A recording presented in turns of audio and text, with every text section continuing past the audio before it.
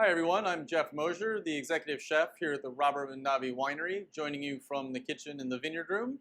Today we're going to be preparing what's a traditional feast in southern France in the fall. So it's called the Grand Aioli. So I'm going to show you how to make basic aioli sauce, and then we're going to grill a bunch of different things. Some vegetables, some meats, some shrimp. And these will all be things that will be enjoyed with the aioli and with the wine. So the first thing we're going to do to make our aioli is we're going to chop a little bit of garlic. And I'm going to show you how to make an aioli by hand. You can also make one in a blender or in a food processor, but I'm going to show you the oldest way to do it, the most basic way to do it, so that you know how to do it without any special equipment. And you always could make it the other way. The technique is basically the same, it's just the machine does all the mixing for you. Alright, so we're going to get this chopped up pretty fine.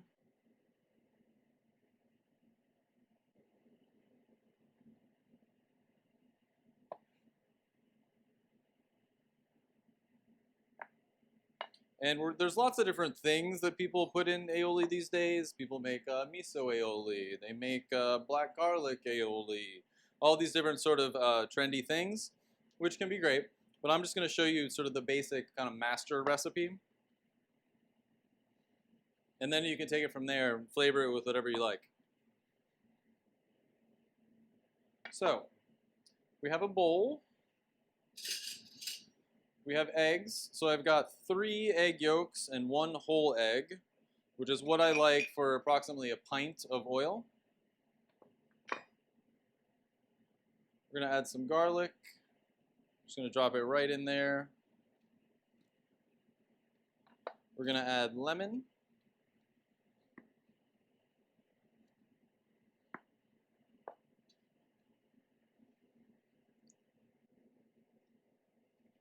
I like it nice and lemony, which is helps it go well with the wine.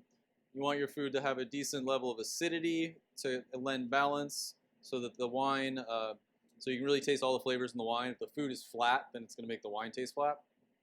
So we're going to start with 1 lemon, and we'll add a little bit more later. So if you like, the aioli is a mixture of the egg, the oil, and usually a little bit of a water element. And so in this case, in the beginning, the water element is going to be the lemon. We can add a little bit more water if we want to. All right, so I'm just going to get that mixed together. It's not like a hollandaise. It doesn't need to get super frothy or anything. It just needs to be kind of well combined. And then I have, this is grapeseed oil, which we use a fair bit of because it's got a really neutral flavor. So you're gonna really taste that lemon, really gonna taste that garlic. And I'm just gonna drizzle it in real slow. Once you get a strong emulsion formed, then you can pour it in a little faster, but you gotta go pretty slow in the beginning. So one little chef trick that I'm employing here is I've got a towel under my bowl. You'll notice that I don't need to hold the bowl. So I can do this, by myself. You just sort of make a little well with the towel, make a circle, and then put your bowl right into it. It looks like this.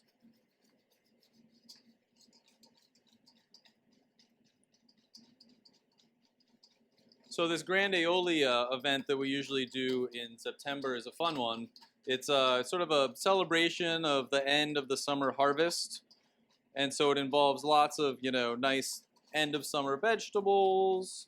Traditionally involves various grilled meats, shellfish. And they just basically pile tables full of all these ingredients and have a big family style feast with aioli on the table for everybody. And so the version we do here at the winery is we lay out big long king's tables, put out platters of meats and vegetables and fish and salads and everything for everybody to enjoy. And then we bring out some of the great Mondavi Winery wines. All right, we're just about where I want it. Your aioli is sort of like a handmade mayonnaise, essentially. Traditionally has lemon and garlic in it, but like I said earlier, you can put anything in it. But so you're sort of looking for that consistency. And in addition to being good with all the grilled stuff, you of course could put it on a sandwich, or there's lots of various applications. All right, we're looking pretty good. Got a taste. That's pretty good. I want it a little bit lemonier, so I can squeeze a little bit in. You can see that the emulsion is held well now, so I can add a little bit of a watery component, the lemon, to it, and it's not going to break the emulsion. Pinch more salt. I'm going to taste it again.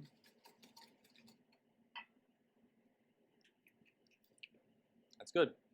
All right, so it's just going to go into this bowl. There you go. That's going to be our aioli that we'll have with all of the grilled stuff. So,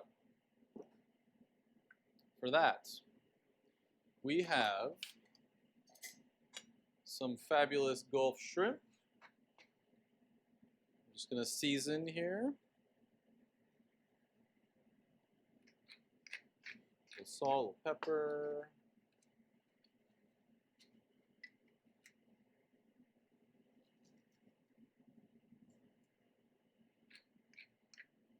All right, we're going to put a little bit of grapeseed oil again on the actual shrimp so that they're not going to stick to our grill. We've got some nice summer vegetables like I was talking about. We've got a little zucchini, we've got some peppers, eggplant, red onion, a bunch of nice vegetables from our garden. And then I've got a couple of artichokes here. So what I did with the artichokes was I pre-cooked them a little bit. So I cooked them in a style that's called berigoulle, which essentially means to braise them in olive oil and white wine. So by doing so, I've added those flavors to the artichokes, which is going to make them more wine friendly. Sometimes artichokes can be a little bit sort of astringent and not a great partner with wine, but if you cook them in this berigoulle style, they can still be fabulous with wine. So they've picked up some acidity from the wine, some of that flavor. And then I'm basically just going to mark them on the grill to add this char component that's going to be good with our red wine. And then lastly, we have some flank steak that is going to be really nice with the red wine and going to be good dipped in the aioli. Get that garlic element, get a little acidity from the lemon. Now I'm going to go ahead and start putting stuff onto the grill. So first I'm going to put on our flank steak.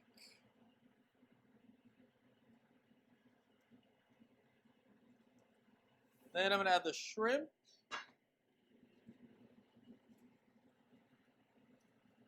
You can see I've got double skewers on the shrimp. That helps them not fall off. And then I got the vegetables, our summer vegetable skewers. And last, we're going to add the artichokes. So remember, these have been cooked already, so they're just going to get a little hit of the grill, a little bit of that flavor.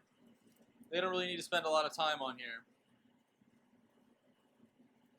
Just pick up a little bit of that nice grilled char that's going to make it go really nicely with the red wine. All right, so we got a pretty full grill. So artichokes are going to go fast. Shrimp's going to go fast. Steak is probably the longest.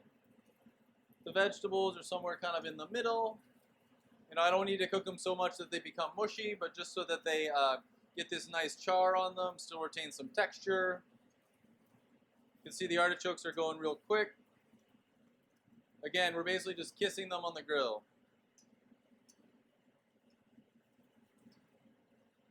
Give everything a little turn. Definitely hot spots on the grill, so we're going to move stuff around a little bit.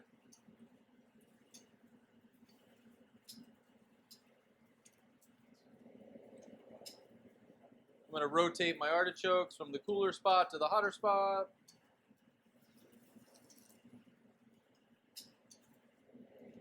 And basically the shrimp I'm going to cook all the way. Like I said, the vegetables I want to retain some texture. Artichokes are just getting kissed. Steak I'm going to take to about medium rare.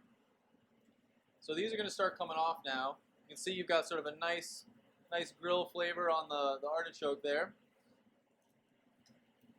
Got just a little char on them. I'm just going to start taking them off. All right, my shrimp look really close to being done.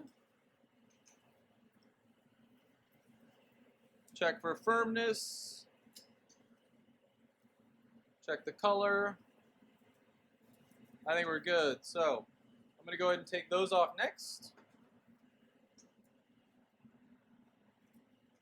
You can see it really did not take very long to cook them.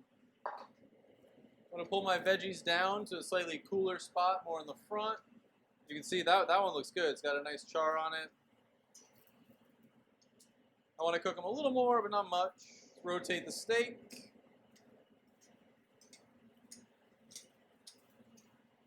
What I like about all these sort of thin cuts, small pieces, is that it's really quick grilling. You know, you don't have to be here for a long time. All right, the little guy is going to come off first. Yeah, these guys I think are done now too. We don't want them to stay on too long. They will carry over a little bit.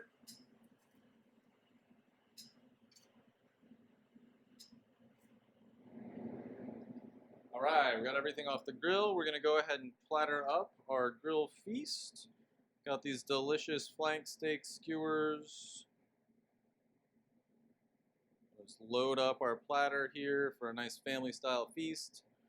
Gonna put these prawns right next to them. All right, then we're gonna do a separate vegetable platter, just in case we have vegetarian friends attending. Don't want to mix it up for them. So we got these nice grilled summer vegetable skewers with your eggplant, your squash, your peppers. And then we got a bunch of grilled barigul artichokes, which are a traditional vegetable to have with an aioli. So I figured we would do them for this event, for this fun little demo. All right, so we want the ingredients to really sort of speak for themselves. So as far as garnishes go, we're just going to go real simple with some chopped Italian parsley I picked from our garden this morning. You know, the garden's a big part of our all of our programs here, the various lunch and dinner programs that everybody can sign up for on the website, like the Vineyard to Table, the Garden to Table, 4 Decades dinner, all super fun, wine-focused, chef-driven dinners. All right, so. And remember, the aioli is super versatile. If you don't really like beef or shrimp, you could certainly do chicken. You know, it's good with all sorts of different vegetables. The grill flavor here really picks up on the wine here. We're doing this one with the Carneros Red, which is a blend. You know, a little bit more mellow of a Cabernet Sauvignon than the Oakville one here from the estate, because it's from the cooler region, which is a little bit southwest of here, the Carneros region. But super tasty red blend. It's going to go great with all of these grill flavors and with the lemon and a little bit of garlic in the aioli. So I hope you get to try the recipe at home and join us at the winery. Cheers.